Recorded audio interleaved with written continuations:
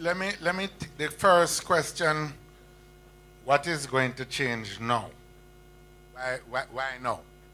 Will it be different? And I want to connect it with the second comment, which is really a comment about involving the young people.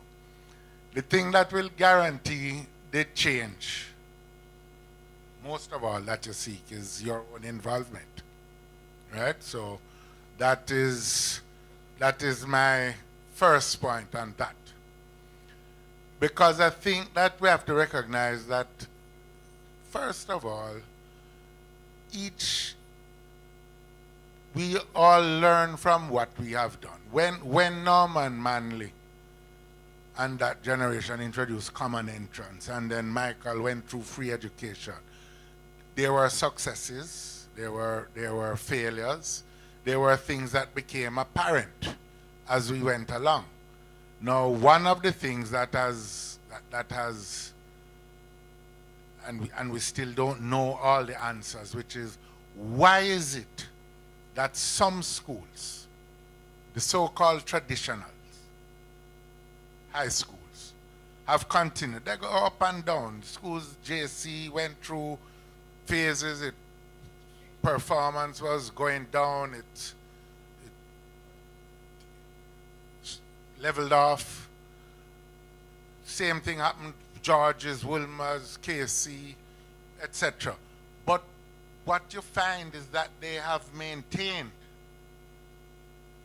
a level. So you have the average pass rate. I don't have the exact numbers, but the average pass rate of the traditionals, meaning getting the percentage of the class getting 5 or more at one sitting, is way over 80.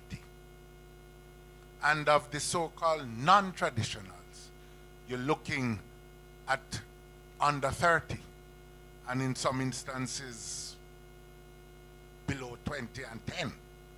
In some subjects, the average pass rate, if you take the whole cohort, is about 8% in mathematics. I mean, it is mind-boggling.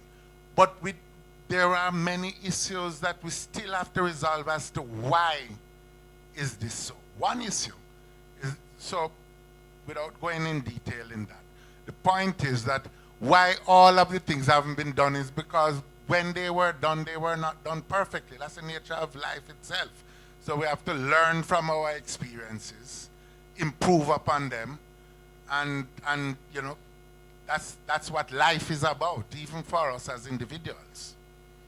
Now, another example is the land problem. We introduced LAMP, Land Administration Management Program, so we could transfer land. But the pace at which LAMP is operating is probably, by the time we have dealt with all the parishes that are there, is probably another century. We can't wait that long. So that is why we're really looking and saying, well, we need to find a way to speed it up. That's each generation will have to stand on the shoulders of the one that went before and hopefully see further. I am paraphrasing Norman Gervan's comments. But on the ganja question,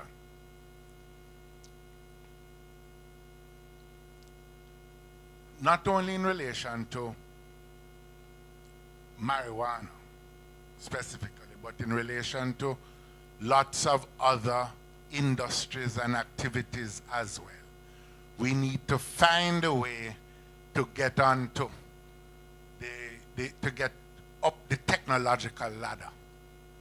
That's going to require some specific policies, because too often, whether it is with call centers and the technologies involved there, we need to move up the value chain to be processing, doing the drug processing, etc., for medical marijuana, not just smoke it or trade it, because it's going to emerge like any other industry if we are not careful, and if we don't end up like sugar, where all the processing is done overseas and only basic production is done here. There's no magic to it.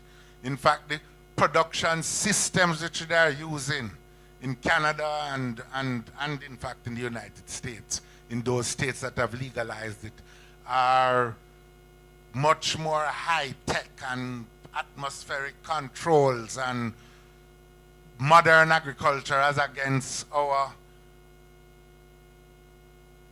grower in the hills of St. Elizabeth, where making a money only because it is illegal. Right? But having said that, last week, Justin Trudeau introduced legislation to legalize it in Canada and do all that he has done. To a much greater degree than Trudeau because of the size and political weight of Canada.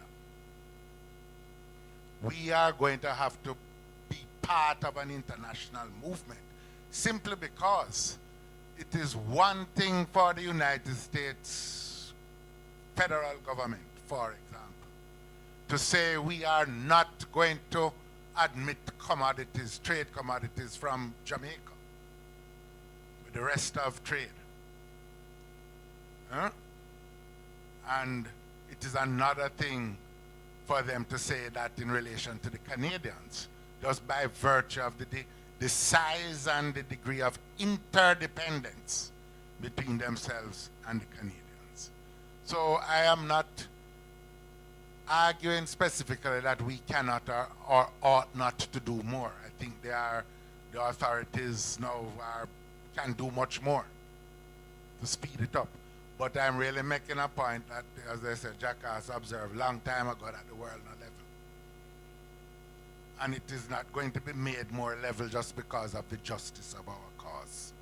We have to find a way to work through these real inequalities that exist in the world and find alliances and allies where we can.